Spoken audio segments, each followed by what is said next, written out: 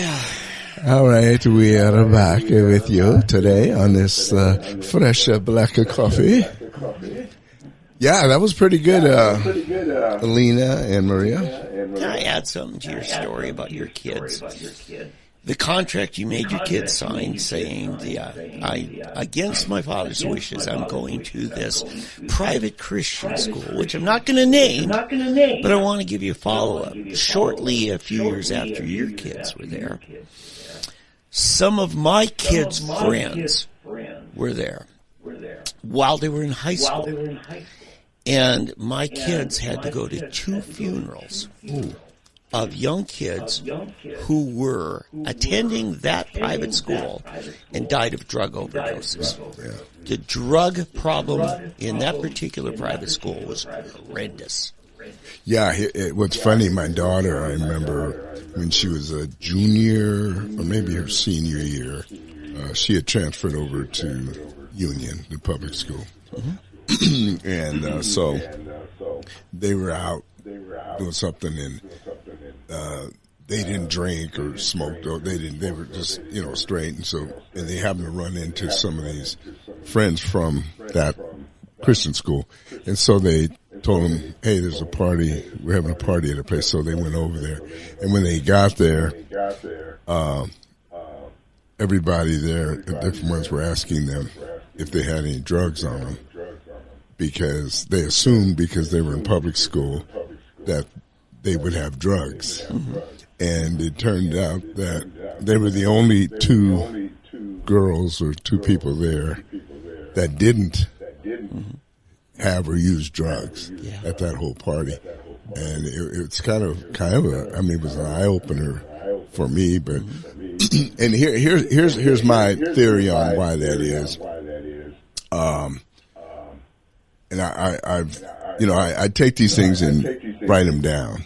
I don't have a journal, but when I get these thoughts, I write these things down for my own reference later. But what I came up with is this: when you're in a public school or in a worldly situation, right, environment, and you look around, let's take the kids, okay? And so the kids see teachers and kids with issues and problems. And they look at him and they come, hey, Dad, what's wrong with these people? He said, they don't know Jesus. They're not saved. They don't, that's what's wrong with them. They haven't had that regenerated life. And so you can tell your kids that. Yeah. But when you're at a church or a Christian school or any type of Christian environment, university, whatever it is, social women's group or whatever, and you see people with issues, teachers in particular, and the kids come home and tell you, what's wrong with that teacher? You can't say, well, they don't know Jesus, but that teacher is a reflection, or that leader, that pastor, whatever, is a reflection of the faith. And when they're not exhibiting that faith, they're going to either accept or reject it. And a lot of kids have a problem and turn away because they're not seeing the example they should see. Yeah. And so that's what I saw. And in my kids' case, what helped, at the age of 5 and 6, we lived in Amsterdam, and we worked in the red light district where the prostitutes and drug addicts were. And the school they started out, a little Dutch school, it was a Dutch Catholic school that they actually ended, and it was on the other side of the red light district. So every day, one of the parents would take this little group of kindergarten kids and elementary school walking through the red light walking district. through the red light district. Yeah, I know. And in all its glory, and the prostitutes would still be in the windows, a lot of them, but it was not a pretty sight. See, they're passed out. Listen to this: we got them passed out in the windows, in their undergarments. Yeah, these girls passed out in the windows. You can see where they had been taking the drugs, many of them, and it was just an ugly sight. It's not what you see on the night when all of the people are walking through and the red lights are on. This was daylight, and so these little kids are walking through there. Oh, your kids have lived a sheltered life. Look at that! Look at that! You say, it's okay, kids. Just keep walking, keep waiting. After a while, they got used to it. But so all of that never, they saw the other side. They saw the other side. They got in other words, your kids have not lived a sheltered life, have they? No. And then you've got the other deal on the other side of our building where we were was what they call the Zaydike. It's where all the drug dealers were. Yeah. And then they see drug dealers puking all over the streets and passed out and all of that. So they got to see the worst of the real world. Yeah. And so, that's why I think that's one of the reasons I don't think protecting your kids, putting them in a sheltered situation is necessarily the best thing to do. Yeah. Are you familiar with Labrie?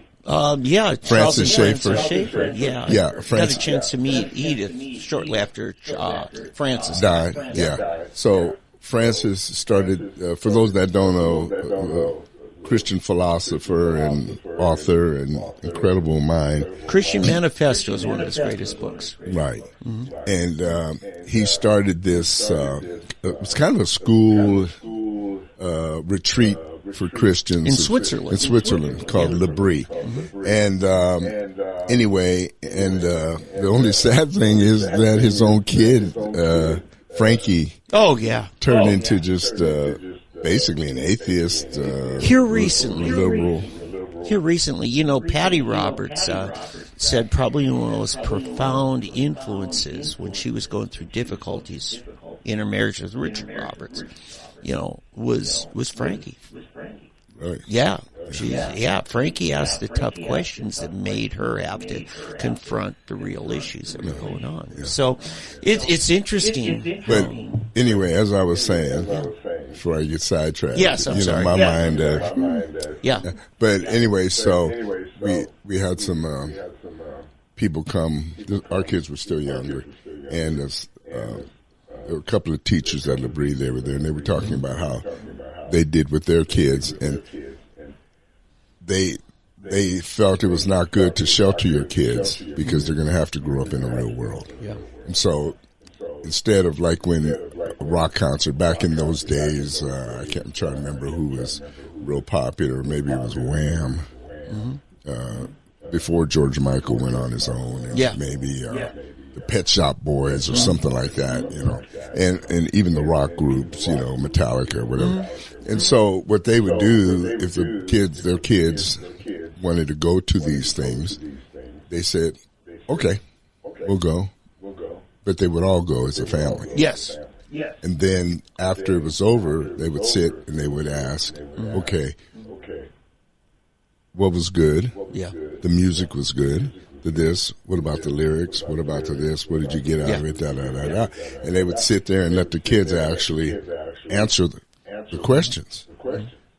And I never forgot that, and I think it was the same thing like with our kids. In fact, but sometimes I wonder if it just doesn't happen by osmosis, because I remember my daughter came home, I think it was the third or fourth grade, German school. Mm-hmm. And she walked in and they had the little backpack, but they call it a Schultüte, a school bag. Yeah. And they're kind of boxy. They're not like the backpacks. They're these boxy things. You've probably seen them in movies. Probably canvas back then, right? Yeah. Anyway, so she comes in, she takes her bag out, she throws it down. She said, Mom, Dad, you cannot believe the silliness they were teaching us in school today. Now, remember, we're talking a 9-year-old. Mm-hmm. You cannot believe the silliness they were teaching us today. Look at each other. What are you talking about? They told us that we come from monkeys. Mm-hmm. My wife and I looked at each other, and we just started dying laughing. Here's a 9-year-old. We had never, ever talked about evolution. We had never talked about anything, and yet she comes home. They were trying to teach her about evolution, and she knew that we do not come from monkeys. Yeah. A 9-year-old knew that this is the stupidest thing that anybody has ever talked Right. about. Now, you're referring to Talitha, your daughter. Right. So, I was telling you, a couple months ago, I was talking to an attorney, and actually more to his wife. And I mentioned our podcast.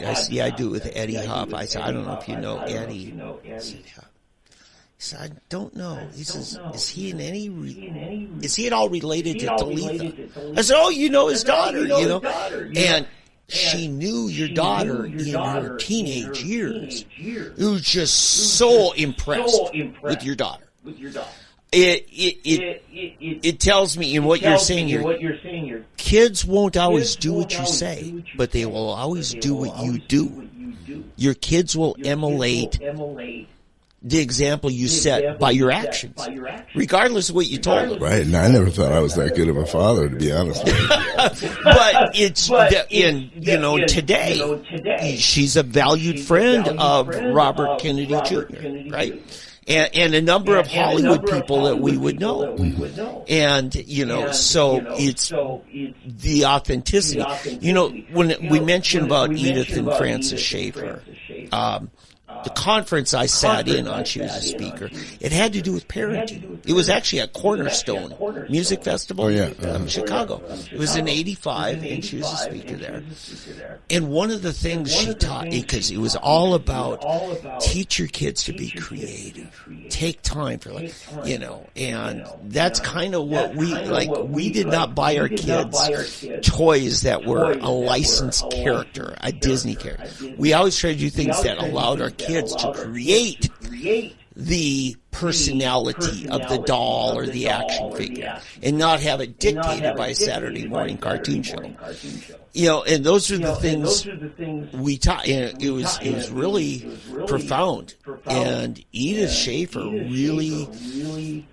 she was a fantastic resource on parenting as a Christian. So, but I like what you're saying in that, no nation was ever made great by groupthink. Right. It's by individuals who are taught to think for themselves. Yeah, see, one of the great problems that I see, one of the changes in America occurred in the late 60s when, with the birth of Christian television. We ended up with, we created an entire Christian subculture. Yeah. You could live your whole life tuning out from the world. At that time we had Christian Broadcast Network, and then we got CBN, and then eventually TBN, and, we got TBN, and it just, went on from there. But like I said, I was telling them in Southern California, everything was Maranatha. Yeah. It was all through Calvary Chapel.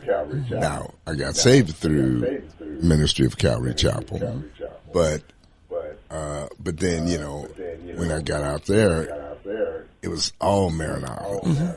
Maranatha this, Maranatha that. If you didn't have that Dove logo on your business, you were screwed. Well, the Dove or the fish. Yeah. Ichthus. The Ichthus. Well, the fish was not a trademark. The Dove was. Well, that was Maranatha, right. Yeah, they owned that. Right. Chuck Smith got to use it, but nobody else. Right. So, right. Yeah, you had the descending dove, right, which was Maranatha.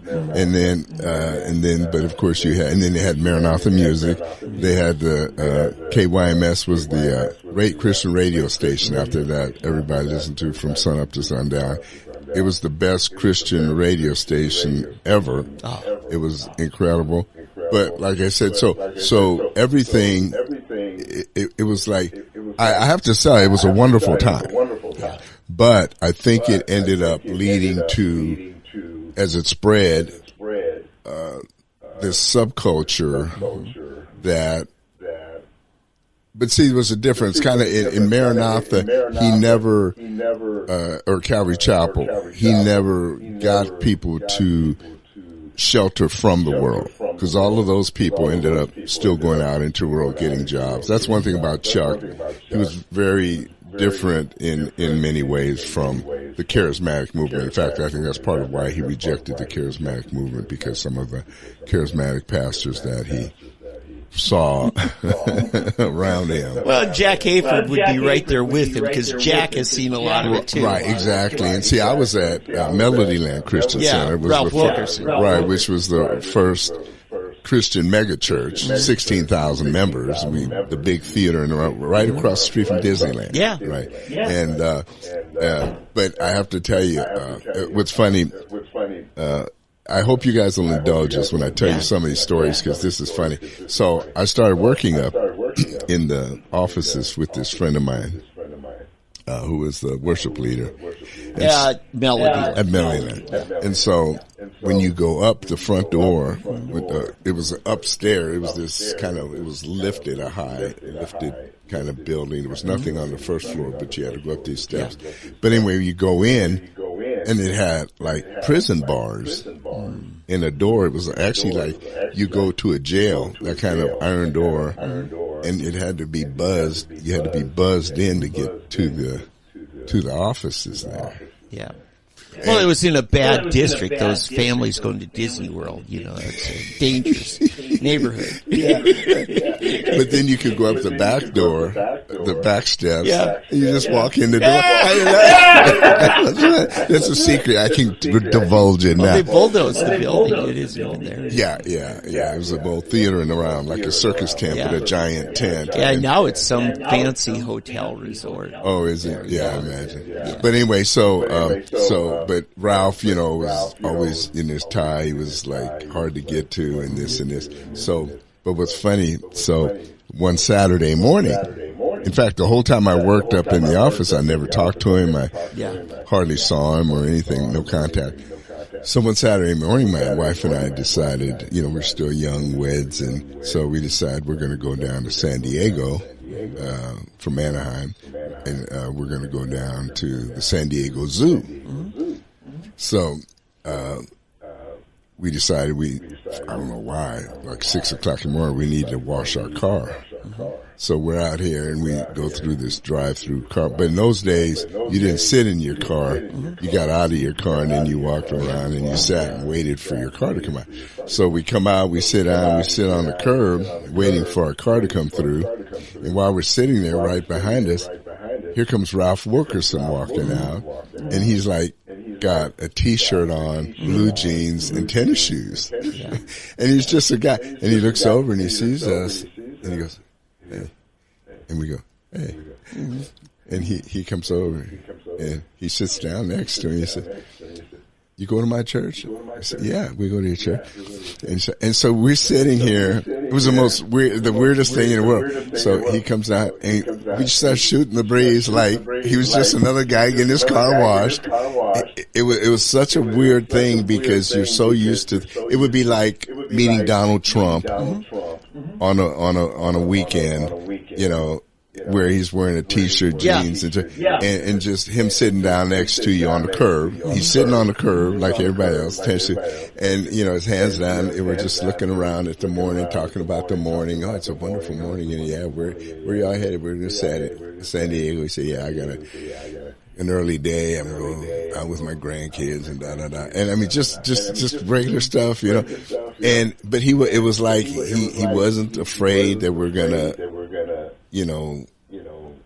interfere with his time or bug him or anything. He just trusted that we were cool, just regular people.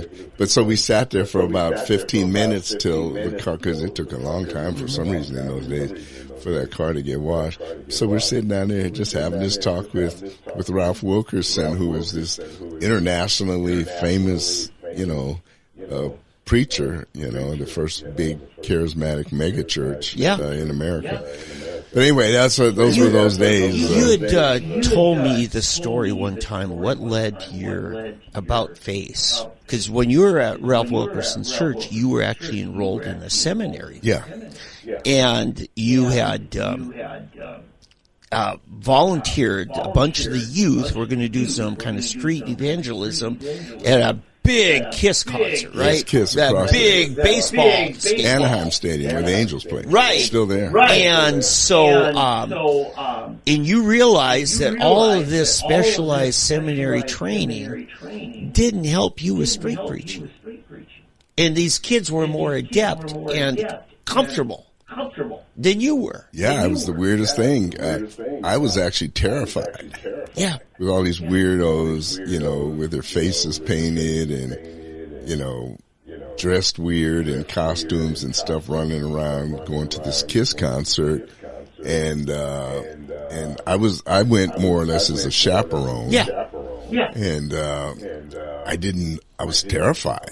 Yeah, these kids were looking up to you as a leader, and you were like, no, I'm studying you. I mean, once we got there, the kids, they took off, and man, they were just going at it, just witnessing to these, I mean, it was like no fear. I mean, there was no fear. Mm-hmm. And in those days, I guess today, you could be more afraid of being attacked as being a Christian today, but in those days, and it's funny, I remember just as clear as anything, I can see it even, praying, say, Lord, I don't know what to do. And I have all this, getting all this seminary now, learning Greek and Hebrew and eschatology and exegesis and learning all homiletics and how to put a sermon together, Old Testament, New Testament, you name it, systematic theology. And here I am with these 50,000 KISS concert goers, and I don't know what to say. Right. And it's the Lord. I just prayed, and what's funny because I reached in my pocket and I happened to have a Four Spiritual Laws track, and I remember I used to look down on Four Spiritual Laws.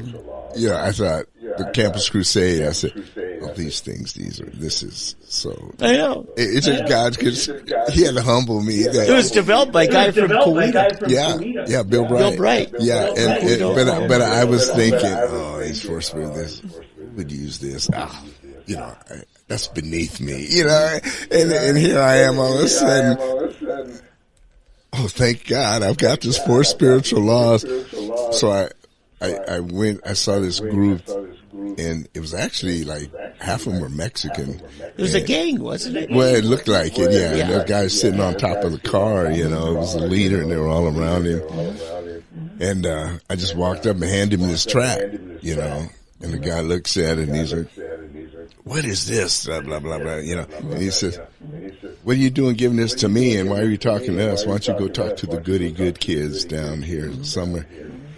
And it just started. It started a conversation,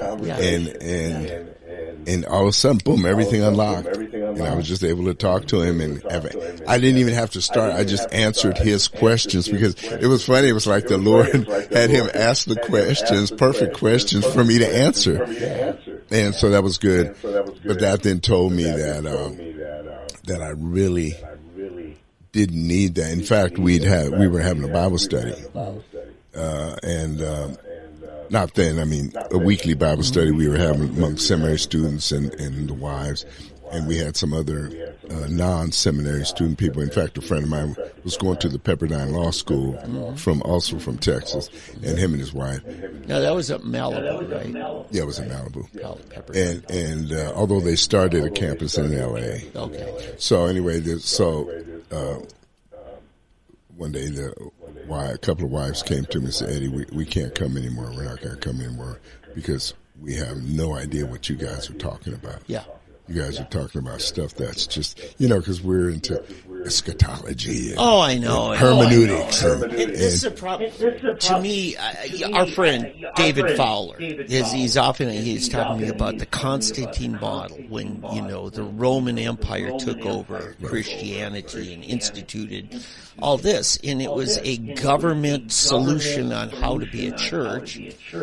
And I looked at since then the academic model, where all the theologians and the highly educated all kind of made church fit them. And that's what I like about Wiley. They just dumb it down for the normal person. Yeah, you're back to the street witnessing, and it, because I remember too, I remember the first year as a believer. When I knew nothing, probably the first month as a Christian, my wife and I laugh a lot of times because we would witness to people and half the stuff we would say probably wasn't even true. We'd heard something, cause you hear stuff from other Christians and you try to incorporate it in your stuff and you mess it up, but it sounds good. You're able to make it. But I have to say, I led more people to the Lord in that first year. Isn't that something? Than I have in the 50 now. Yeah, 51 years since. That is so true. When revival breaks out, it's those new converts that end up doing most of the effective evangelizing. Yeah. And like I said, my wife and I would just crack up when we think about it, how with half a gospel, I mean, in a messed up gospel, we're able to convince people to come to the Lord, and and God is able to straighten out all of the inaccuracies that we may be able to, I can't remember some of the stuff that I would tell people that later I thought, oops, that might not have been exactly what the scripture said or something, like that. And, and of course a lot of it was based back then on Late Great Planet Earth by David Wilkerson. That's how I got saved, in reading the Late Great Planet Earth. And, wasn't that Hal Lindsey? I'm sorry, Hal Lindsey. Yeah. Thank you. Yeah.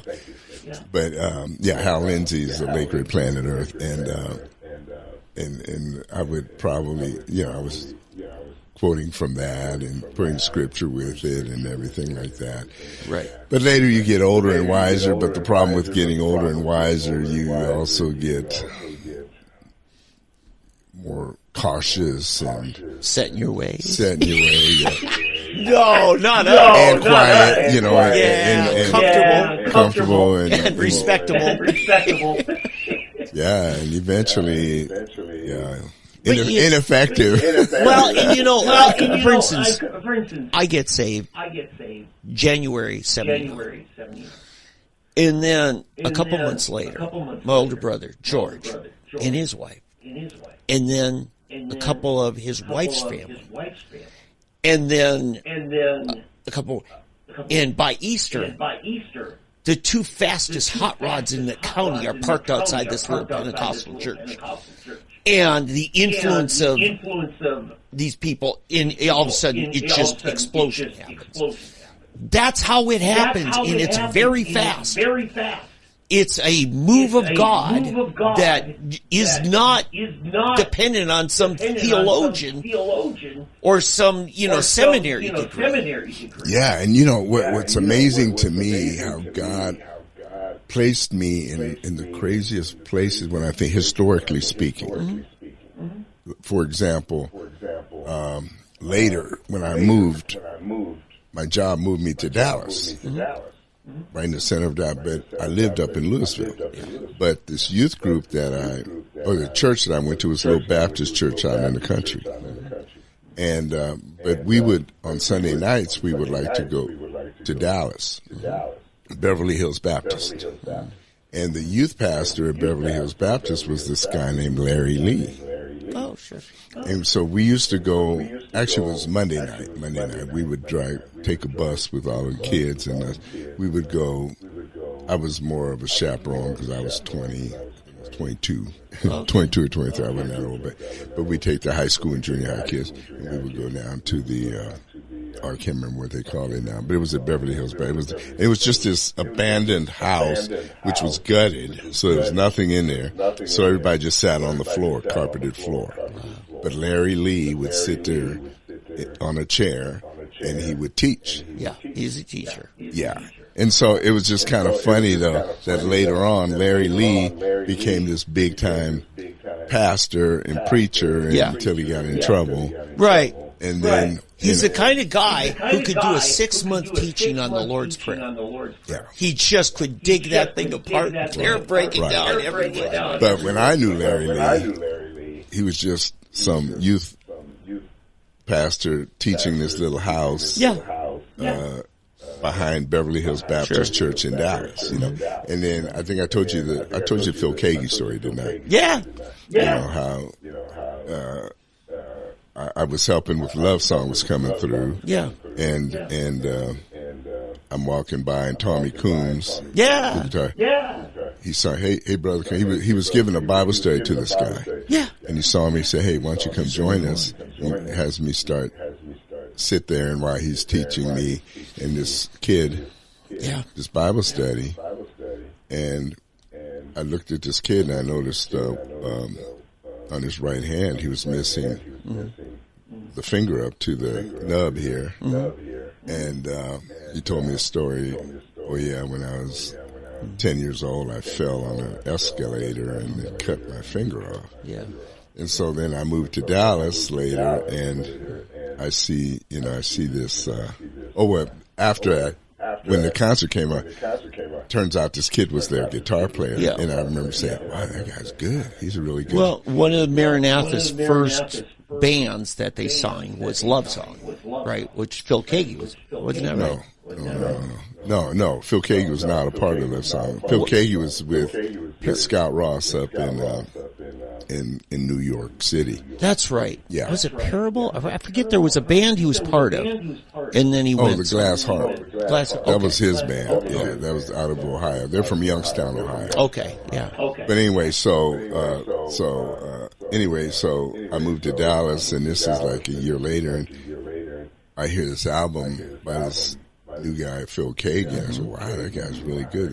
I gotta go buy this album. So I buy the album, and I have the album by the week, and I'm looking at it one day, and I'm watching it, shows him, and I noticed his hand, and I noticed he's missing that. That's the guy that I met back here, you know. And I mean, there's so many, second chapter of Acts. I met them on their very, very first tour. They were coming. Barry McGuire brought them with. Came through El Paso, and they sang in a living room, in a corner of a living room. Here's Barry McGuire and them a cappella. There's no PA because we're in a living room. It's about 20 by 25 foot living room, and they're in a corner just singing for a bunch of us sitting here, you know. And they were singing for basically a place to sleep. Nobody ever heard of these people, and everybody said, oh, wow, they're really good. But everybody really wanted to see Barry McGuire at the time. You know. So anyway, I would run into all of these different people. It was just the Lord through the years letting me meet all of these people. This week I actually was studying a lot on how Chuck Smith decided he had to start a music production, Maranatha. It was actually started as a nonprofit. And, some of the early and Tommy Coombs actually played a very key role. I've been, downloading some of the music and Annie Herring's husband, Bruce? Buck. Yeah. Well, anyway, on the Maranatha praise albums, a lot of musicians got their start on the praise albums. And then launched into big careers, because of that. It was amazing because here God put all of this great talent in Chuck Smith's church, and he had to find a way to plug them in their gifts for what turned out to be a global revival. It started out as just a Costa Mesa revival and became global. And you were part of when it launched in West Texas. Then started spreading. And really, Calvary Chapel spread all over the world. And actually, Calvary Chapel launched the Vineyards. People don't know that. At the Vineyards, what happened, Ken Gullickson, who basically established our Jesus Chapel. He came from Calvary Chapel and went to El Paso, started Jesus Chapel. Then he went on a pilgrimage to Jerusalem, and he did the walk of the Via Dolorosa. And then when he came back, he had been ill. He had hypoglycemia or something real bad. But anyway, he got healed, came back, and he said God had spoken to him, told him to go back to California. So when he went back, he started the vineyards. But he started the first one in Sherman Oaks, which is Beverly Hills, there in L.A. And that, I mean, that's where Keith Green got saved, and all these Hollywood stars. That's where a lot of big Hollywood people. Well, what happened then? What was his name? Had Calvary Chapel of Yorba Linda. He was going charismatic. A lot of Calvary Chapels started going more charismatic. Yeah, gifts of the Spirit. Right, gifts of the Spirit. Pentecostal, for those of you that don't know. So Chuck Smith called him and said that he would like him to leave the Calvary Chapels because he didn't want Calvary Chapels associated with Pentecostalism or the charismatic movement. Yeah. So then John Wimber. John asked Ken if he could affiliate with the Vineyards. Yeah. And so Ken said, yeah, sure. And so John became, in one day, he became a vineyard instead of a Calvary. It used to be Calvary Chapel of Yorba Linda. It became the fastest growing Calvary Chapel in the country. Yeah. But Chuck asked him to leave, and then it just started spreading everywhere.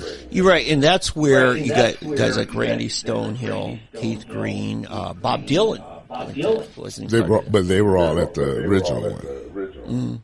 The original one with Ken Gullickson. Yeah. In Sherman Oaks. The Vineyards. The Vineyards. Yeah. Right. Right. And, it's really me. And you mentioned Wimber, again, they were all heavily involved in the Maranatha music, which just turned into huge.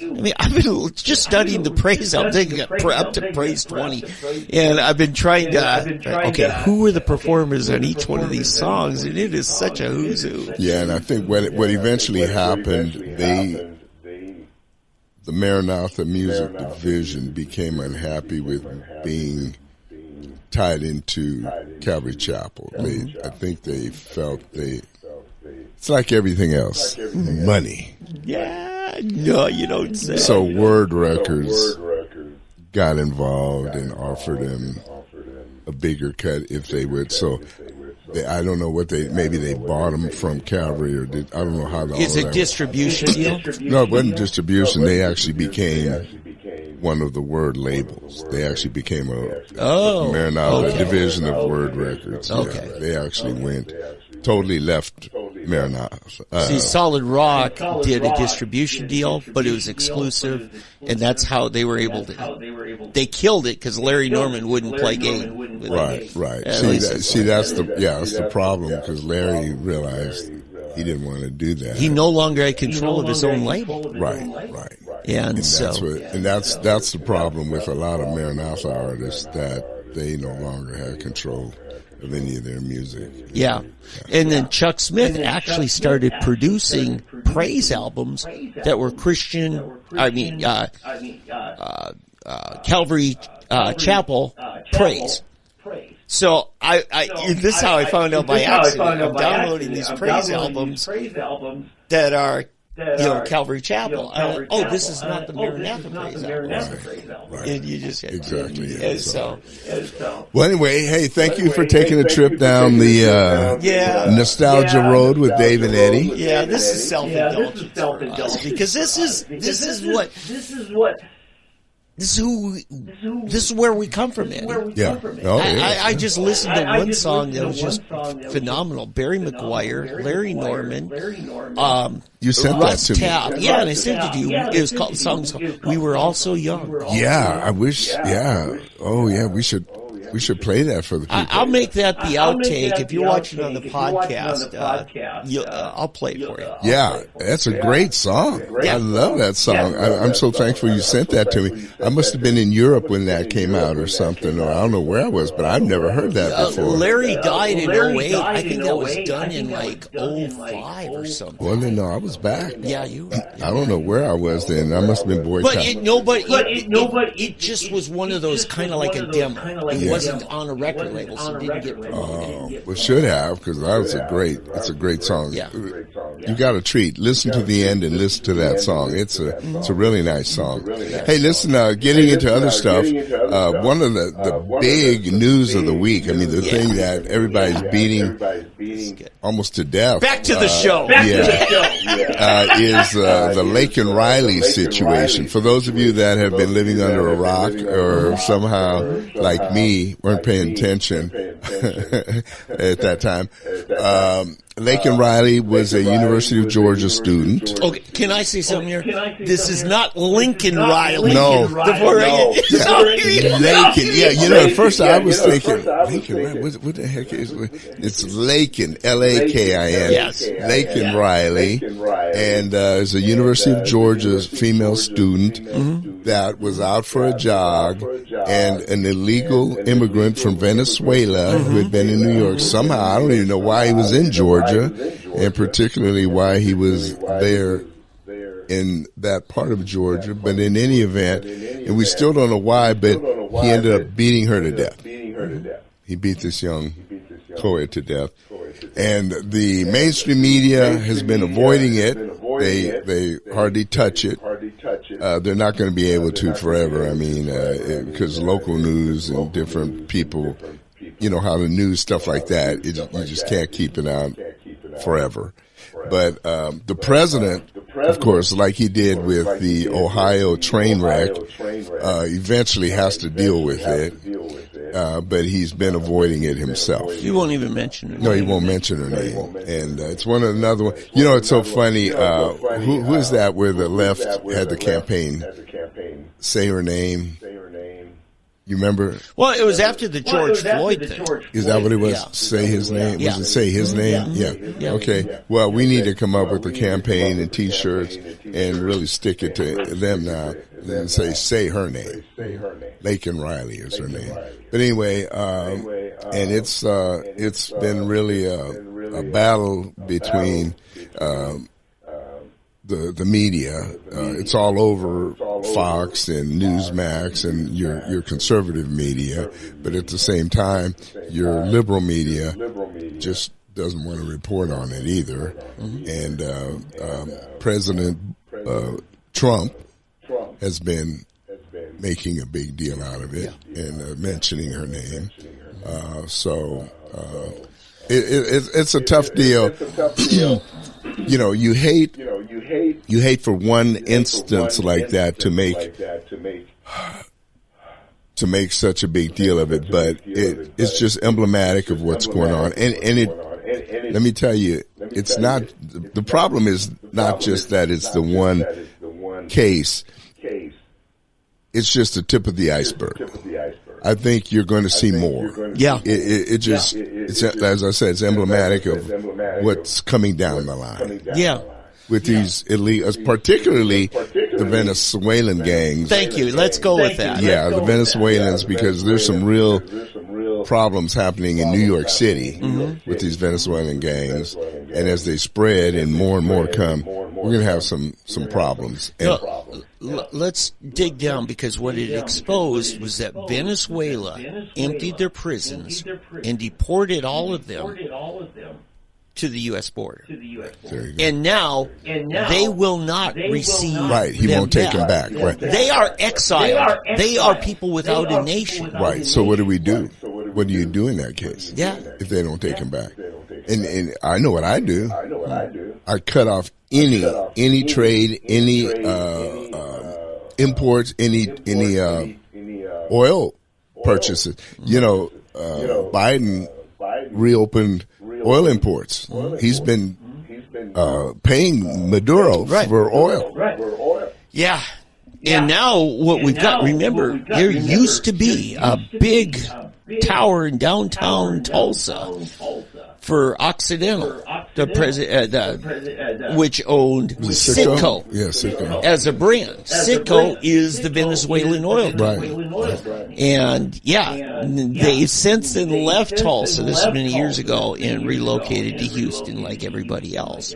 I'm like, good riddance. We didn't need the communist Venezuelan government owning part of downtown Tulsa.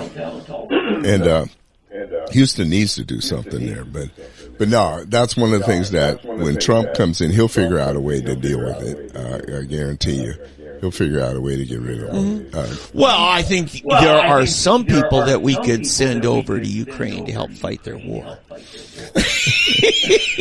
Because they're taking mercenaries. Yeah, there you go. Yeah, that'll be good. That'll be one way to do it. So anyway, but that was a big part of the news this week. That whole issue, and immigration-wise, period. It's just gotten real ugly, and something we didn't know until Ashley brought it up while we were speaking, that we are receiving 500 immigrant students. Students. No, was it 500? No, or 5,000? well, they said 500. 100 a week. No, 500. She had said 100, Or was it 100? but it was per week, which is basically about 500 per month. But for how many months now has this been going on? I don't know, but I was doing the math, and it came up to 5,200. Yeah, we'll pull up. That's right. No, you're right. It's 5,200. 5,200 students a year, which reflects then on how many families. Yeah. Right. Yeah. So this problem isn't just helping in somebody else's community. This is happening, and I'll say this, probably even in rural Oklahoma. Yeah. Because don't count out your county seat. And I was had some customers down south in the very south edge of Broken Arrow, almost to Glenpool, and I was asking, how's the neighborhood? And he says, this lady says, man, it is turned ugly here. Where is this? Churchill Downs is down just north of 121st in Peoria. Well, and she says it's the Burmese just control this whole neighborhood. The Burmese? Yeah. Wow. And she said they are some of the least sociable people that she's dealt with. This is just a widow. This is a retired lady. She's, and they just are no interest in assimilating into our society. Right.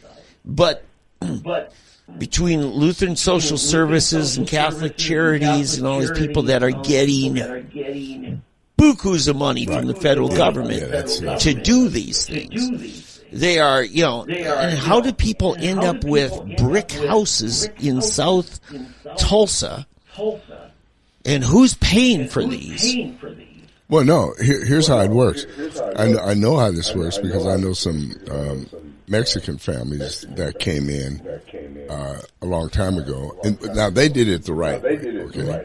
But back when they came, a family would come, and then they would come in, and then the brother would come in. So you'd have the two families living in one house. They work like crazy. They save their money. They don't go out and party and spend, and they'll eat tortillas and refried beans 3 meals a day, 7 days a week. Oh yeah. And just they microwave them at the Quick Trip microwave, right? Save every penny that they can, and they'll buy a truck. They'll get enough cash where each one has a vehicle, and they'll pay cash for it. And then what they do, they buy a house. Yeah. And they'll pay that house off in 5 years. See, now you're speaking to the Mexicans, which is a different culture. Right, but and so then after that one is done, then that one splits off, and they buy another house for the one, but then they bring in more family, and each one takes them in, and then they all, from the one where this house is paid off, they're still helping the other one pay off the other house.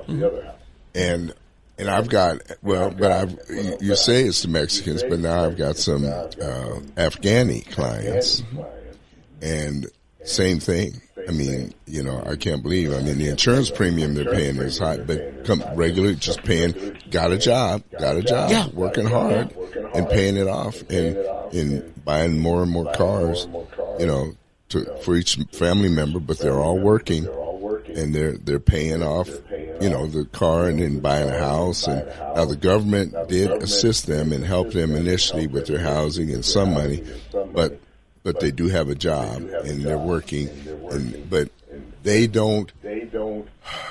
There's people I know that have a good job. Americans. This is a typical American young people. Okay, young couple. Typical American young couple in their mid-20s to mid-30s, maybe up to 40. Get a good job, fair income. They'll sit there and let's say they make $5,000 a month. They will spend $2,000 on eating out, partying, alcohol over the weekend with their friends on Friday, Saturday night, and then, new clothes, new this, new that, just entertainment, just basic things. If they took that same, $2,000 every month and put it away like the Mexicans or Afghanis or whoever a lot of these immigrants are doing, they'd be millionaires by 65. But now that's the frugal ones. But what's happening now, we're beyond that. And this is what you're trying to get at. We've got a new influx of people coming in that don't have that same work mentality, or they don't see the American dream. They're not Vietnamese boat people that in one generation are graduating at the top of the class at MIT, Stanford, UCLA, Yale, Harvard, right? We've got the ones that are happy to come in and you give us a place to live and food, and we don't care if we ever work or not. And this is what I was getting at in our previous segment when we had Elena and Maria here, is I would rather take immigrants that come from a government who didn't do squat for them. Right. Because they probably had a stronger family values network. Family takes care of family. Right. And like you just detailed to me, and in not expecting to live off the government dole, like you might get with a Western European socialist. Right. Or Eastern European. Or Eastern European, I'm sorry. And so that was my whole narrative, and I think you're supporting what I'm saying here about, a family that comes in and pays off a house in 5 to 10 years. God, we need to emulate that. Yeah, to teach the rest of the neighborhood how to get ahead. So, you got peanut butter in your mouth. And he's speechless. So, I expected you no, I'll give you an example. I had a client. He came in years ago. He was a dishwasher at Mexicali. Ended up becoming the bar manager. Bought him a little place up in North Tulsa. Paid that off. Then, had one little car. His wife went to work. He worked. Then rented that house out and bought him a new, bigger house in Broken Arrow.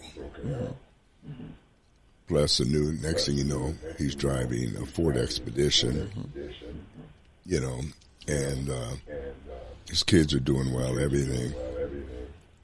He's living in a good neighborhood, hard worker, but that's how, but he didn't mind being a lowly dishwasher. That was his first job as a dishwasher. Yeah. But he was so faithful in being a dishwasher, he waited for the opportunity to become, work in another area and worked his way up to becoming the bar manager. Yeah. Right. And then eventually, I assume he probably became the restaurant manager. But that's how, because all the Americans, well, it's not good enough for me. I got to find a new job. Yeah. I've got to get out of here. Especially in those bar jobs. Americans don't stick and stay. They're always jumping from bar to bar or restaurant to restaurant. Mm-hmm. He's been at the same place probably 20 years. He'll probably die there at that place. So it's just a whole other mindset. But that's the old Hispanic mindset. Mm-hmm. The new one and the Central American versus the Mexican mindset, I don't know. Yeah. I don't know if it translates to cultures. That's true. And we've got Africans coming in now. I don't know what the African mindset is, those coming in. What the Asian mindset is. Yeah. As you said, the Eastern Europeans, I know they wrought havoc in Germany and in Western Europe, all the ones coming in from Eastern Europe. Yeah, you remember when Germany unified in Western, like, oh my God, now we got to take care of these people that aren't used to taking care of themselves. Exactly. It took a long time to get that it really straight. And then they took in, now they're taking in those Middle Eastern immigrants. So I think it was you that told me a story some time ago about a guy who built a donut empire in California. That started out working in some donut shop. Maybe it was somebody else. That wasn't me. Yeah, it was somebody else, but it's just like all of a sudden. And he would find other immigrants that he saw had a work ethic, and he would set them up. And now he has this franchise empire Called I forget Krispy what it is. Kreme. No, it's not. No, but it's really big out in California. And, the interesting thing, like here in Tulsa, in eastern Oklahoma, Daylight Donuts is really big. Getting a Daylight Donut franchise was nothing more than just buying your donut flour from them. You buy the flour from us, the mix. You know who runs the Daylight Donuts now? No. Koreans. Yeah, wow. So there you go. Yeah, if you go, most of them are run by Koreans now. Yeah. It's interesting. So the family that, spends the $2,000 a month on eating out and hanging out the weekends, they're probably being served by waiters and wait staff that are paying off their houses in 5 years. Exactly. Yeah, that's right. I'm willing to work on the weekends, and by the way, you're still going to be in debt 20 years from now, and I'll own 3 houses. He'll own 3 houses, exactly, and be driving Escalades. But I have to tell you, a next door neighbor, and I won't tell you his last name, let's just call him Pedro. He and his wife buy a house 20 years ago next door to me. And he's working for some sprinkler company, putting in sprinkler systems. And then eventually he's working for a plumber. And then he starts working for a house framing construction company. Before I know it, he owns his own construction company. Yep. And on Fridays, I would see all these pickups down the street because they're coming by because his wife handles payroll for him. And while they're all reporting their hours and she's going through it, he's got 2 cases of beer out because that's part of their payment. Every Friday we have beer and Mexican music. And my whole, and he's right next door to me. And eventually, he no longer lives there. And now it becomes a house where the coyotes are dropping off illegals. And I had this going on next door to me. And every so often he'd come around. I knew nothing. And then I find out the house he moved to, he since moved out to the country down to Mounds, south of Glenpool. He's got like 3 houses. Then I see him driving Corvettes. And then all of a sudden he puts the house up for sale. A guy moves in. And then there's some delay in closing. I'm trying to find, who's my new neighbor? And he says to me, there was a delay because his ex-wife found out that he was selling that house. And he owes a 5-figure child support payments. Because now this guy who's driving a Corvette has a new lady. And the wife and kids that he was having an affair on or something going on. He doesn't want his new girl to find out that he hasn't been taking care of his old girl. And this is not the same guy that moved in next door working his butt off for a sprinkler company. Right. America had gotten to him. Exactly, Eddie. And he came here with better ethics. Right. Than that which he conformed to. That doesn't speak well of our society. No. So I'm just saying, folks, if you're turning your nose up at some Latino because they're somehow less than you, I'm sorry. The boat sailed. I don't believe that. Yeah, well, the question to me, though, is I have a real problem with the way immigration's being handled. My big question now, though, is when Donald Trump retakes the White House, what can he do? Go back to the other policy where the remain in Mexico is what they that's not a problem, shutting the door. Right. The question I have, what will he do to get rid of those that are here? I think Congress will probably do a one-time funding to build up enough infrastructure to expedite those hearings. And if you don't show up for the hearings, it's automatic expulsion. See, well, that's what it should be. That is definitely what it should be. Right. And at that point, they should start fleeing like rats leaving a ship. Yeah. Before that happens. Yeah. In other words, what they should do is say, we're giving you 60 days to get your hat and leave. Yeah. If you're not gone and we catch you and your case comes up and you lose it, you will never be allowed to come back in. Mm-hmm. Yeah. That's what has to happen. Yeah. And that won't fix all of it. No. But see, I don't understand the mentality of the Democrats and the liberals that support them. You know, they're the ones who invented the term unsustainable, sustainability. I don't see how they don't understand that this is unsustainable. Oh, sure. Yeah. They don't get it. The Democrat mayors know that now. Because they're left holding back. Well, yeah, but see, this is the problem.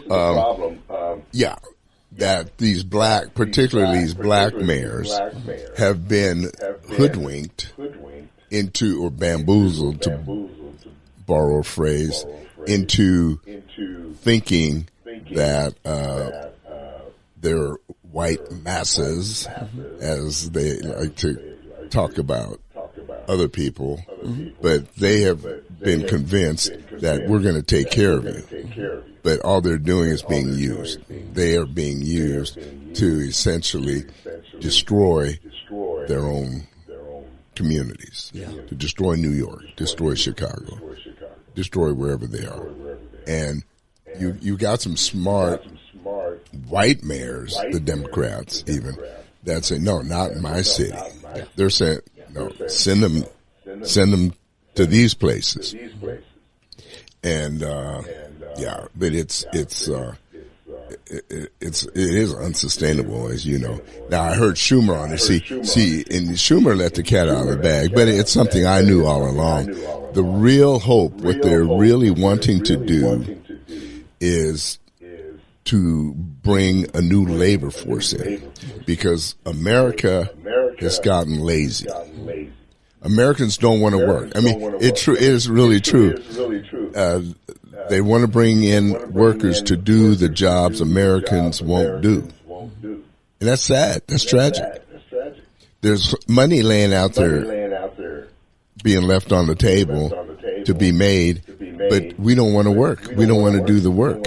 So we would rather let these people do it and let us collect welfare, collect disability, and let these migrants. The problem is they're not going to stay there.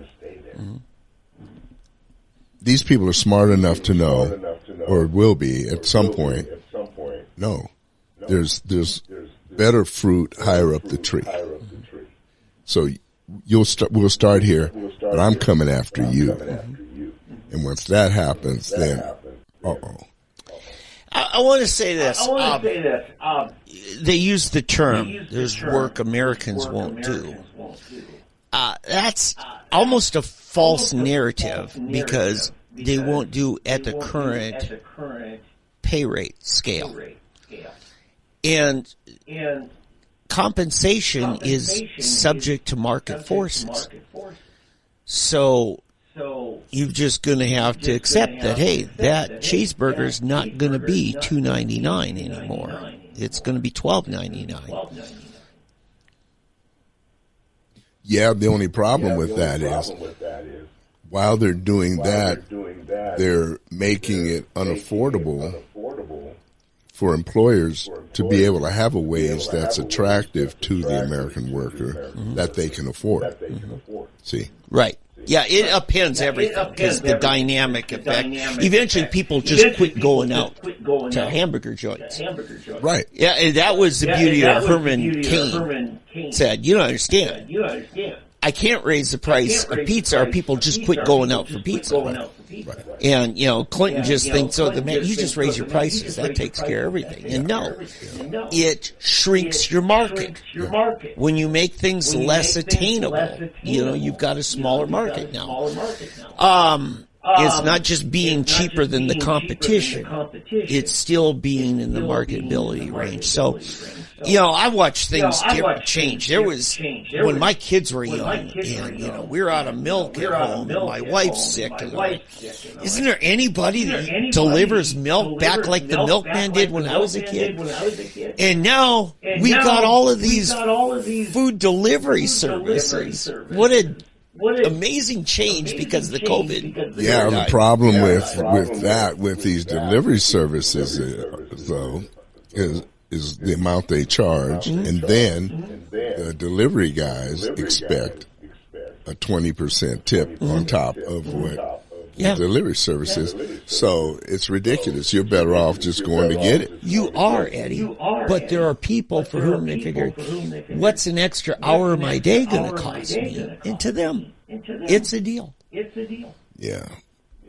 Which is... Yeah. But see, that again is the state of our nation. It is. Yeah. And a new service industry has picked up. Because they are responding to change in the paradigm of, how we live. And, cause I still, all those years I couldn't get anybody to deliver me a gallon of milk. Like, what happened? We used to have that. And now it's back. So it's a real change. That was a big national losing. By the way, I do have a number of significant state issues. Yeah, we can get those. It hit the fan. Oh. The Fannie. Oh, yes. Fannie Willis. Here we're waiting for a judge's ruling now. Yeah, that's all we're waiting on now is the ruling. I don't know when it's going to come. My question is the judge going to be man enough to stand up and do what everybody knows he should do and just see a Fannie? Because, it's ridiculous. It's ridiculous. Yeah. Basically, she's having an affair with the prosecutor. She's using state money for trips. They're doing this and this and this. She needs to be fired. And then they need to start all over again. So you're dealing with the district attorney's office that a number of people said you can't continue the case in that office that answers to Fannie if you've already said Fannie is disqualified. If she's disqualified, her employees are too, because she directs them. Mm-hmm. So if she showed a bias, showed some, lack of ethics in how she handles her office, I think a judge needs to refer it to state investigators. Yeah, actually, either that or what they're planning on doing, they would have to replace the whole office and start all over from scratch. But they can't be under Fannie. No. And that's what I said. She's part of the whole office. So she would have to resign or be removed from office altogether? Oh, yeah. Oh yeah, no, this is worthy of her being fired. Okay. Yeah, she's gone. The question is not whether she should stay or go. If they find her guilty, she's gone. She's got to be removed. So then what they need to do is replace her, and as you said, if they need to, her office, at least her, but they'll need to start all over again. And then the big thing is it would delay the trial, the actual trial, until after November. Well, I have to say, the motion that was before the court that led to all this was a motion to disqualify counsel. And this was not a criminal prosecution grand jury hearing kind of thing. That would have to, in order to get where you're talking about the removal from office, they would have to start a criminal procedure on that. What they can do in this, the judge is going to be limited just with, is she disqualified from representing the state? And that's, to me, the limit of what you're going to see in this for now. No, I think, as I understand, they want to remove her from the office because she's been having this, if you want to call it, illicit affair. Right. But I'm saying. Well, and now she's perjured herself. Yeah. And the defense, the prosecuting attorney as well. Right, but see, there's evidence that he could have her bound over under charges of perjury. But then you have to begin that criminal prosecution in order to take that kind of punitive action. Right, but once he finds that, one way or another, she's going to be removed. I think eventually you're right, but I think for the more immediate, what the judge is going to rule on is she fit to handle the state's prosecution? Right. And I think on that, he would have to remove the case completely out of that district office, give it over to the Attorney General, which in most states, the Attorney General either handles it themselves, like Keith Ellison did. He's a never Trumper, though, isn't he? I don't know. But he would have to either, take it within his office, or would have to hand it over to another district attorney representing another district in Georgia.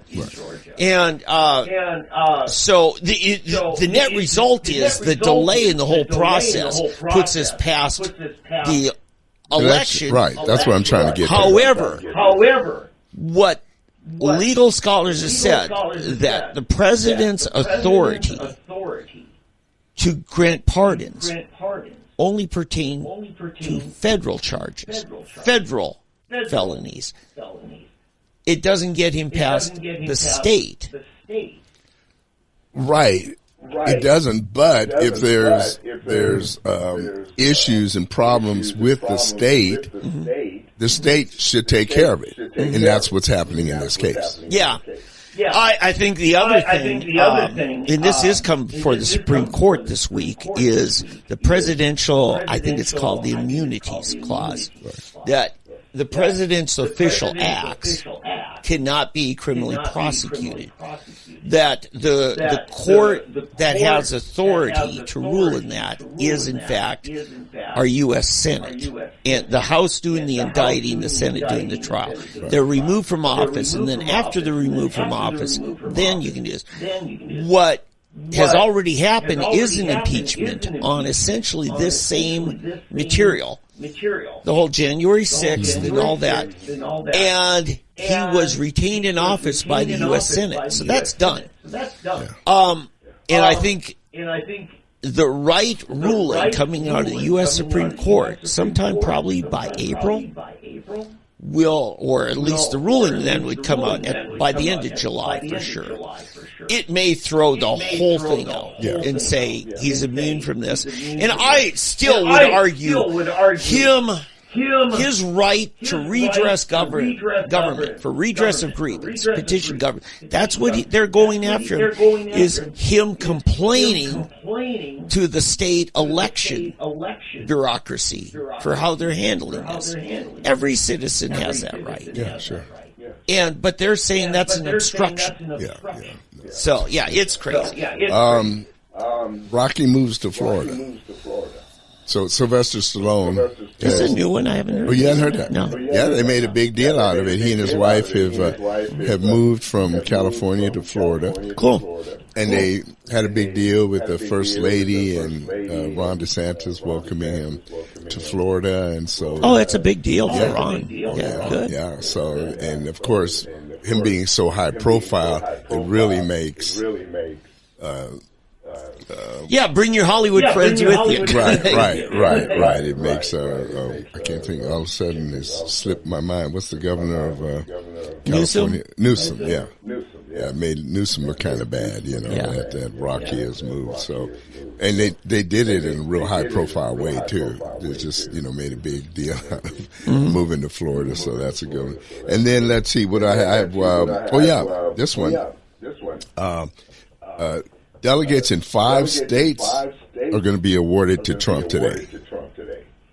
Oh, that's right. Yeah, in 3 states. Yeah, it's Missouri, Michigan is going to allocate additional delegates to its Republican convention, even after the primary that was held. So I don't know how that works, but they're going to award him some more. In Idaho is another one that is going to award delegates today. Yeah. So they have caucuses, small caucuses. So Trump is going to get some more delegates today. Yeah.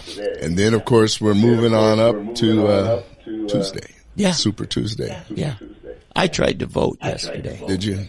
It embarrasses me that I wasn't up on things Alina and I were talking about. So they have in-person early voting. And for years, there were 2 locations. There was Hardesty Library down by where you're at. And the election board. Yeah. And I drove into the election board office because it was on my way to my son's construction site.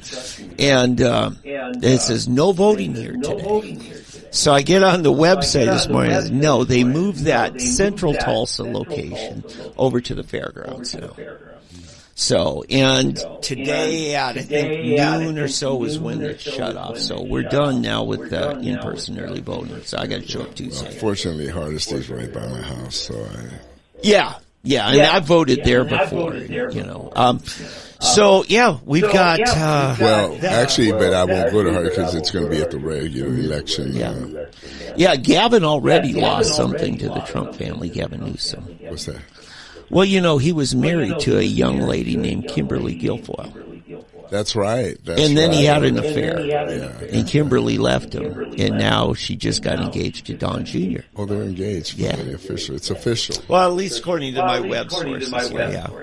So anyway, Gavin, you screwed up, dude. You screwed up. You had Kimberly and you screwed up.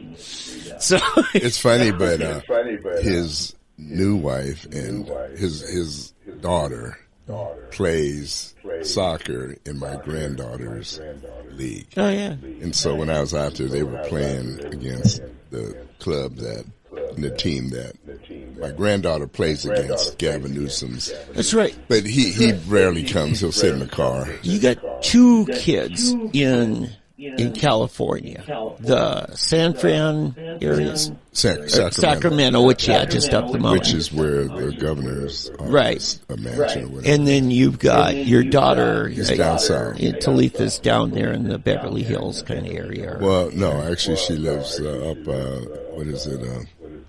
Thousand Oaks. Okay, 8 minutes from the Reagan Library. She lives right by the Reagan Library. Yeah. So, anyway, that's kind of an interesting deal. Can I give you some state news? Yes, I am done. All right.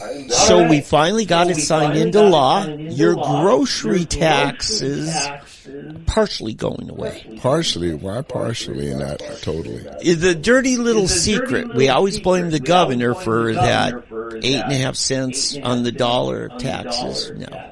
The state was only charging us 4.5 cents. And it was a combination of city and county that was raping us for the other 4. Some of them 5 or 6, actually. So it's GT. What's that? So it's GT. GT buying them. Yeah. He could just, it's gone. Right. And the funny thing is in the Senate, it finally went to a floor vote. And Roger Thompson, who used to handle the budget committee He was one of two that voted against it. And he was a powerful Republican. And he was like, oh, this is going to harm our municipality. No, it specifically says whatever your local, municipal, county, all that, whatever that is, that's going to stay. They had to actually change law. The law used to say if the state charges a sales tax, then the counties and municipal governments can also. And so they just kind of finagled it that way. So, but so many municipalities have set up their budget to make themselves so dependent on that. Especially the little town that the only income that town seems to have is the one grocery store. In some of these little four corners, outfits. And so without, I don't know how we're going to handle it, but the good news is, and this is set to go in effect 90 days after our current session adjourns, which by Constitution has to be Memorial Weekend. So basically, end of August, you'll see it drop down. Now, there was a day way back in the 80s and into the 90s. I used to go shopping over at Town West Shopping Center, over there just before the Turnpike Gate going to Oklahoma City from Tulsa. It was a little area that was outside of the Tulsa city limits, but it was still Tulsa. So there was no municipal taxes on it. And Tulsa screwed up because now Sapulpa came up and annexed it. You're paying Sapulpa taxes at Tulsa's Town West Shopping Center. These municipalities are getting predatory. They do these fence lines where they just claim property. They don't provide any city services to you, but they just claim you as somebody they own dibs on. And then they get your taxes. Yeah. So that's good news. We've got, and I got this from David Oldham this morning. Don Spencer is head of the OK2A organization. He's very active in writing legislation. He's got a bill that has passed the House. In it stipulates our Second Amendment rights. But unfortunately, and Don and I have gone round and round in this, sometimes I think he's too narrowly focused on what he wants, and he doesn't realize what else his language does. When you stipulate what our Second Amendment rights are, unless you say including but not limited to, then you limit our rights to say these are our only rights. Remember, in the Bill of Rights, it says that anything not listed here empowering our federal government is the right of the states and the people. So it's what we call as our enumerated rights clause. You can only do the things that we've enumerated, and of course so let's get back to this bill, and I'll post up the link to it.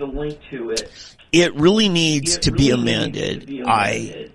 It's going to go through the Senate process, and I think Nathan Dahm is likely to jump on this and offer some amendment language. He's good at that. He's sharp, and Don benefits from some very sharp lawmakers who have legal minds and realize, hey, you don't realize the effect of this. So that's coming up, and we need some action right now because the House just didn't. Oh, and the other thing is, well, let me, before you leave that, it's so funny you mention that because you remember when they came out with the Sharia law amendment? Yeah. That, we will obey no law but Oklahoma law, and somehow they put in there a clause, excluding Sharia law. They specifically named Sharia law. It killed it right there. All they had to do is leave out Sharia law and just say, we will obey no, but United States and Oklahoma law, constitutional law. Yeah. And the bill would have been fine. But when they put in Sharia, then you specifically excluded a particular religion or faith or something like that. They just killed it. And I'm thinking, who's the dunce that does stuff like that? The grandstand. Isn't thinking it. Yeah, that's what it is. Somebody. I think I know who it is. I'll tell you after we get off there. I don't want to shame anybody. But yeah, it wasn't ever. Apparently, they had to know, and I think they were trying to make themselves look good, but they would have made themselves look better because they would have accomplished the same thing, and it would have actually gotten it past the Supreme Court, which is but that it just makes me mad when they do stupid things like that. Oh yeah, and I really have problems because some of the just letting Sharia law live rent free in your head. Some of these people really have had issues with. They just harm themselves. For instance, you and I have both studied 2 Corinthians 5, where Paul says, hey, if you got disputes in your church, it's a shameful thing that you're going to the secular courts. Can you not find decent judges within your fellowship here? And what you're talking about there, Eddie, is essentially a form of a Sharia-type church tribunal. And for the church to say, hey, we will settle this ourselves out of court. We've seen bills actually proposed, and some of them actually getting votes in committee, saying it's illegal for any private religious organization to do this because that would empower Sharia law. Well, you're also harming your church, and you are standing in defiance of the Apostle Paul's epistle to. You know what? So in my book, I talk about this, and I brought it up at one of the Tulsa Republican. Get the book, folks. At one of the meetings that one of our groups had, and the chapter where I talk about the gun laws. Yeah. The fact that the liberals' attack on guns and the gun laws, the restrictions on guns in California, it was all begun by Ronald Reagan. Mm-hmm. And that people don't understand. I mentioned it, and people were they couldn't believe it, that Ronald Reagan, when he was governor of California, along with the NRA, if you can believe it, actually created their own problem. Yeah. And what started was when the Black Panthers, I'm going to remember this back in 67 or 68, they were parading around, I think it was 68, they were parading around with shotguns and ammo belts around them, and standing. There's a picture of Patricia Hearst. Well, yeah. That, right? Well, that was later. But this was just the Black Panthers. Right. I'm just giving people a visual image. Yeah, but Patricia Hearst was when she was with the Seminoles Liberated. They were criminal. Right. But I'm talking about this was actually the Black Panther Party legally exercising the Second Amendment right to constitutionally carry. Yeah. Open carry. California used to be open carry. So these N-words were walking around at the nation's capital, standing on the steps of the nation's capital, the state capitol in California, with shotguns and carbines and stuff. And people were freaking out, so they went to Ronald Reagan, and he's the one with the NRA that instituted the first gun laws in California. But it just shows, but that's getting to your point, that we make laws that we think are good for our side that end up hurting everybody. What he exposed was the racism. Right. Yeah, because those are the wrong people. Right, but they came back and bit us. Now, later on, because it didn't stop there. Yeah. Now they want everybody's guns, and now, wait a minute, you can't just take black people's guns away. We're going to take everybody's guns. Right, but what I'm saying is when they make those groups, minority groups, the poster child for why we got to crack down, that's a racist. It is. Motivation. That was totally a racially motivated. So I'll take you to what was that town outside of St. Louis, where you had some riots. East St. Louis? No, not in East St. Louis. Where what's his name was killed recently? The Hands Up, Don't Shoot. Yeah. Okay. Anyway. Brown, Michael Brown. Yeah. And there was rioting. Now, that's pretty much a majority black community. Yeah, they tore up the black. And the black shop owners became the greatest victims of it. Right. Well, the Missouri chapter of the Oath Keepers decided to come in and help these shopkeepers and armed them and trained them how to stand on the roof of their shop and protect their shop. In the National Oath Keepers Organization, Stuart Rhodes, who's now going to prison, right? He disenfranchised the Missouri group because of the optics that he was arming black folk. That's racism. And that's what the Missouri people just said no. Second Amendment rights belong to all Americans. Not just the white folk. The black folk, too. So, yeah. And I just good for you, Missouri. Because I've always considered Stuart Rhodes a grandstander and a phony. Yeah, see, that's the problem with the conservative movement. You've got too many of those. Yeah. The pro-life movement is full of them. Yeah. I mean, that's one of the big problems with the pro-life movement. You got people that are more about pro their own life than they are the life of the unborn. And the anti-immigration fervor on the right is because their skin's too dark and they don't speak English. Yeah, I don't buy that. Well, I don't buy that. You're right. We shouldn't paint it all that way. But I've heard sentiments that because they don't speak English. Well, that's legit. I have as big a problem with Russians that don't speak English coming in But you know, Yugoslavians. I come from central Minnesota. And you don't speak English. The other, not long ago, I was reading some, old copies of the town newspaper in 1922, and now it's the Swedish Lutheran Church. After being a local congregation for 40 years, began their first English language service after 40 years.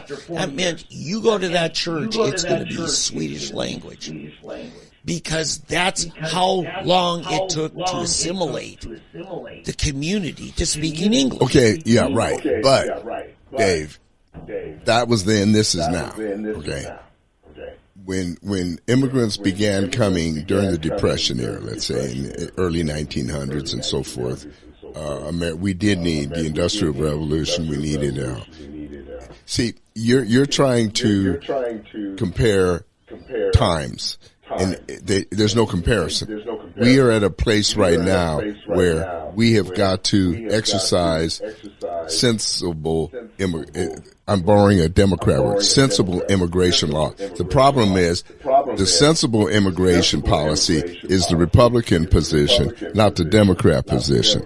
And to me, it has nothing to do with Trump's position. The Republican position has nothing to do with race or anything like that. It has, in fact, the legal immigration allows 100,000 Mexicans a year.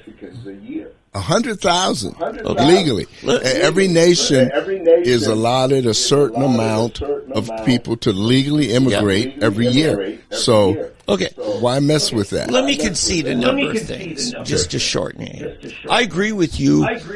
Pragmatically, we can set whatever requirements we want. Okay? So I agree. If we're not that desperate, we can raise our standards. It's a marketplace, right? Or lower them. Right. What I'm really trying to get at, the people I talk to about that are so bent out of shape. If I ask them the question, tell me about your parents, your grandparents, your parents, they might have been some of those people that took a long time to learn English. And I'm just calling out the hypocrisy. Well, everybody's. I mean, if you're not a Native American, everybody's, progenitors were from somewhere else. I mean, the Native Americans are right. Are you talking about the Indian tribes or people born here? No, the Indian tribes. Okay, so many of them, I mean, we would not have the code talkers of the Navajos if they didn't still speak Navajo during the Second World War. A lot of those people on reservations did not assimilate. I'm not telling anybody they have to change their language. Yeah. It's just a natural thing. But what I'm saying is, it's difficult today. See, in the old days, so for example, in New York City, you had these Italian ghettos, you had Jewish ghettos, you had Polish ghettos, you had German ghettos, Puerto Ricans. Puerto That was Rican. huge. Yeah, which they now refer to as affectionately New Euricans. Yeah. But so, and they still do. They speak. They do the dual languages. Yeah. The Puerto Ricans still speak Spanish. The Yiddish of the Jews. Right. Right. Right. So certain communities maintain theirs. Yeah. Others haven't. Others decide. And that was a choice of their own. A lot of the Germans, for example, barred their children from speaking it. That wasn't something that anybody made them do. They specifically. So what I'm saying, but we're beyond that right now. We're beyond that time. And so what I'm saying is, we're at a new time. We can't say we still need all these people from these other times and forget their language, forget their culture, forget their this and that. Because what's happening now, we're no longer a melting pot. We're actually the opposite. We're a smelting pot. We're actually dividing. We want black to hang with black, Hispanic with black, Hispanic. The Russians are going to be with Russians, the Jews with the Jews, the so and so and so on. And to requote Jesus and Abraham Lincoln, no nation divided can long endure. We just can't stand. We are house divided, and no nation. Lincoln said no nation. Jesus said a house divided.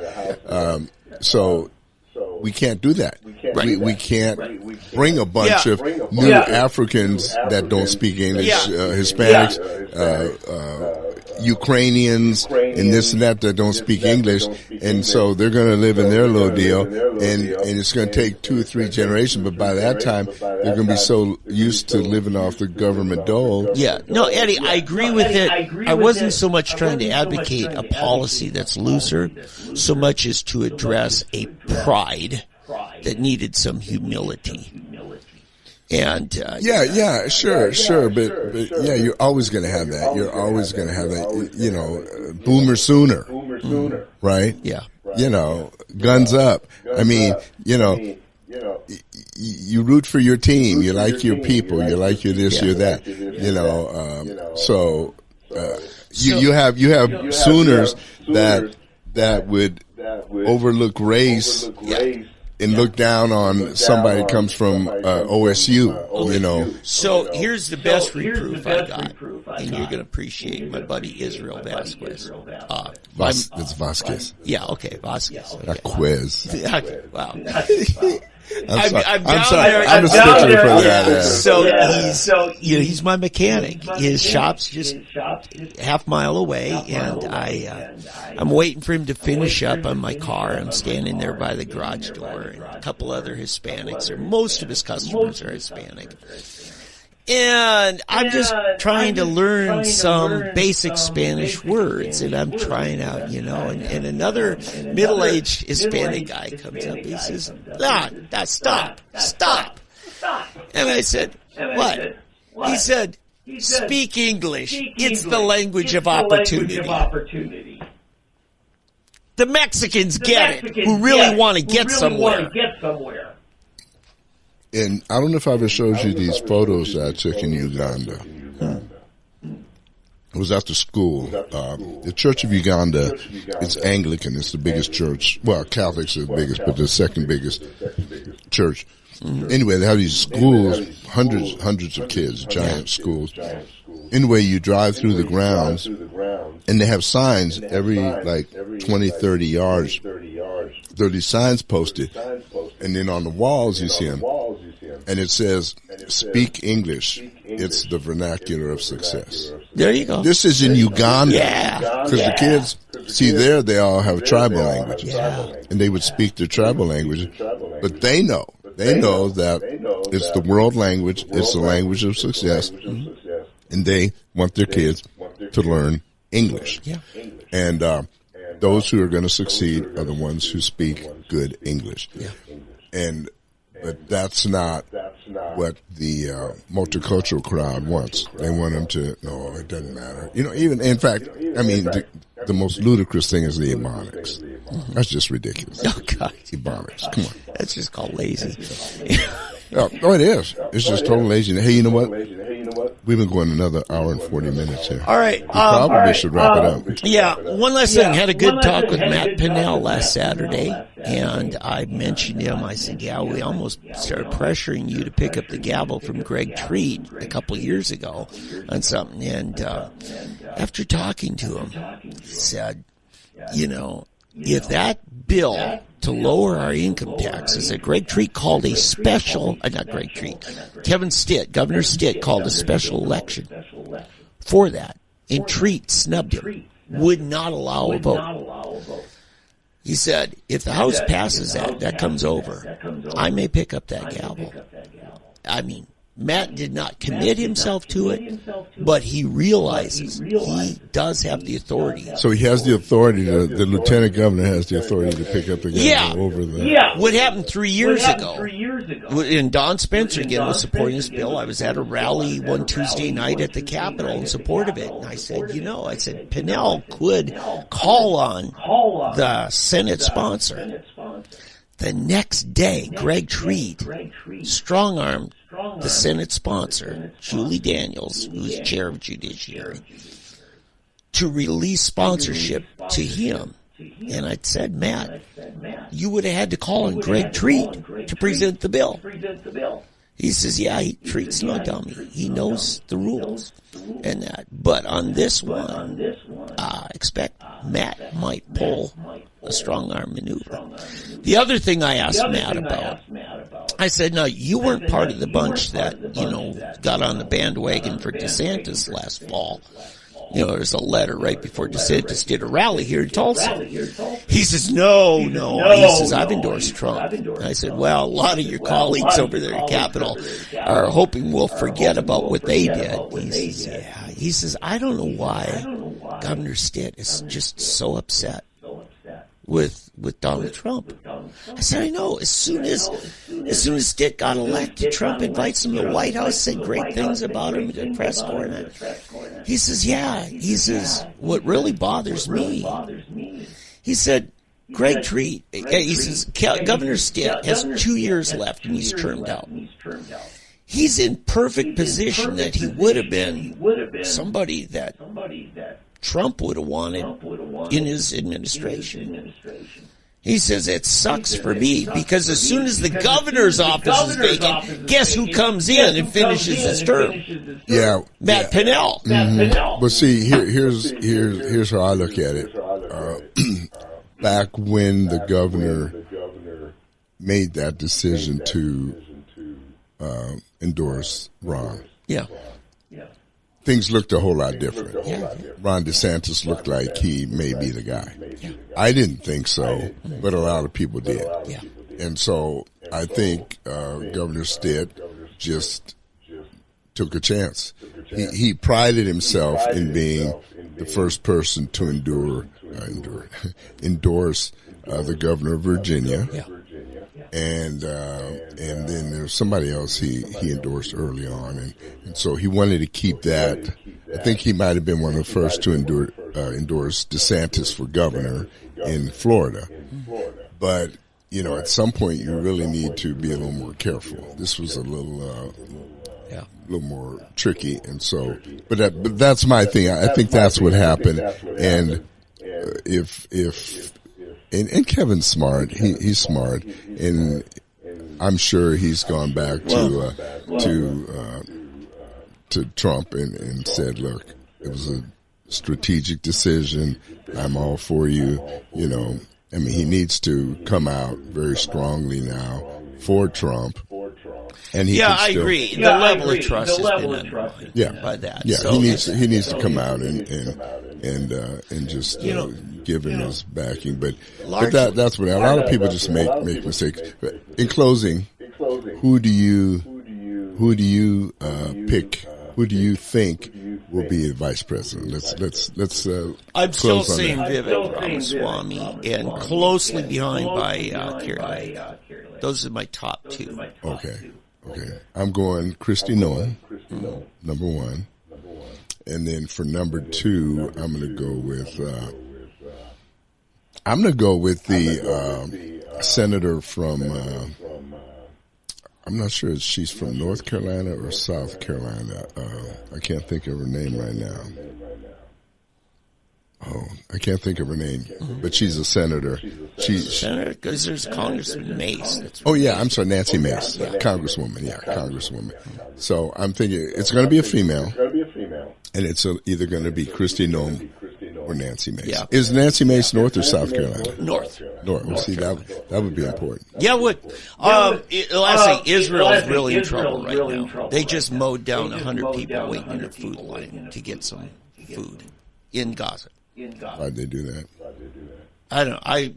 The only narrative I heard is it was absolute chaos. Was it Hezbollah in disguise?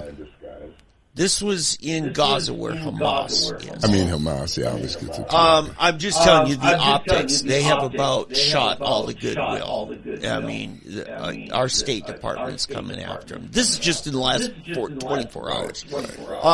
It goes to, really the case I made about, look, I support Christians first, but I support all people, and the tribalism has to end.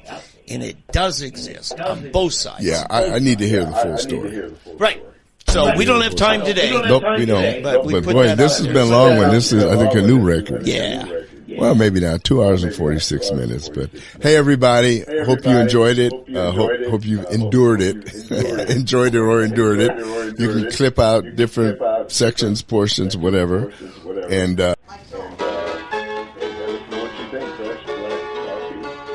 gmail.com for your email, and then of course, we look forward to next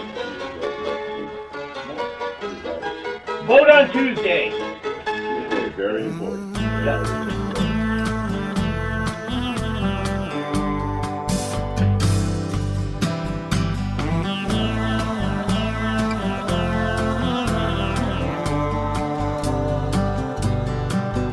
I was just 18, choking back the fright, waiting in the wings on a Friday night.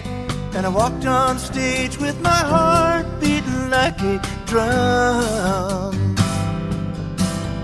It was strange, but it felt like coming home, like some deeper truth I had always known. And I couldn't wait to do it again when the show was done.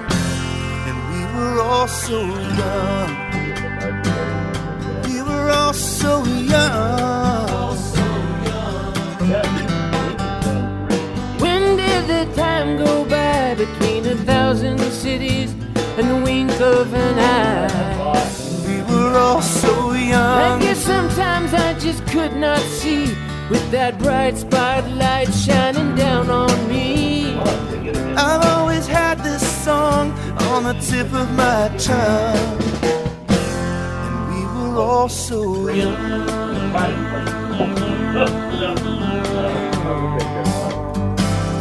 We were all so young.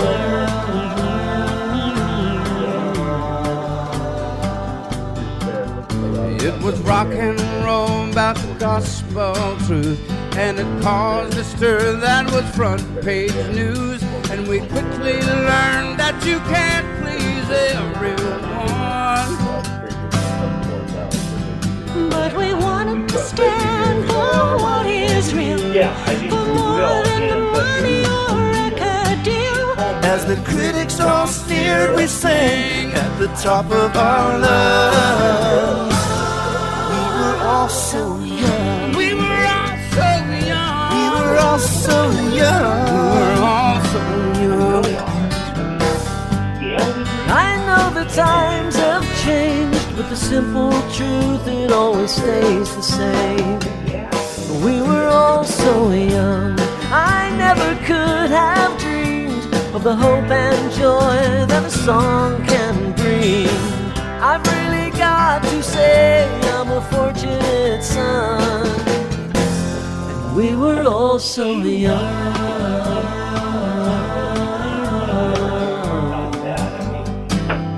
We were all so young. We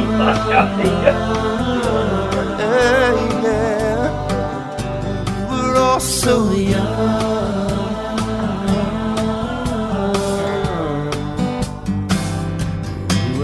So young, yeah, yeah, we were all so young. Now the lights grow dim as the time gets near. My thoughts flood back over 30 years. I still feel just as good as when I first begun. As I gaze at you past the microphone, it's a different view from the one I've known. Now I'm playing my songs for your daughters and your sons. And we were all so young. We were all so young. We were all so young. We were all so young. Yeah. I've traveled this world around, and one by one I've watched the walls fall down. We were all so young. The hardest thing I find is to keep my focus into place and time. We climb the ladder in faith, run by run. Yeah, we were all so young. We were all so